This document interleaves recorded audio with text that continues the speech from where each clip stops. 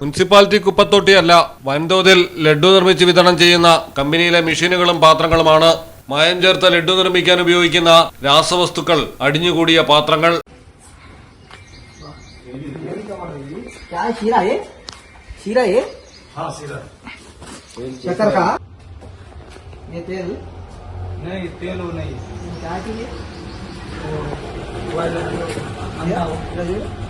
ये क्या है? ये फैक्ट्री है, इसमें तेल रहता है। ये वो कचरा वाला है, उसको ഹൈദരാബാദിലാണ് ഞെട്ടിക്കുന്ന സംഭവം. മൈലാർദേവ് പള്ളി പോലീസാണ് സുബ്ഹാൻ കോളനി, ലക്ഷ്മിഗുഡ എന്നിവിടങ്ങളിൽ പരിശോധന നടത്തി വൻതോതിൽ വ്യാജ ലഡ്ഡു നിർമ്മിക്കുന്നത് കണ്ടെത്തിയത്. ലക്കി ഫുഡ്സ് കമ്പനി ഉടമയായ അബ്ദുൽ ഹക്ക്, സീ ഫുഡ്സ് ഉടമ മുഹമ്മദ് ഖമറുദ്ദീൻ എന്നിവരാണ് പോലീസിന്റെ കസ്റ്റഡിയിലായത്. ഏകദേശം 1,10,000 രൂപ വിലമതിക്കുന്ന ഉൽപ്പന്നങ്ങളാണ് കണ്ടെടുത്തത്.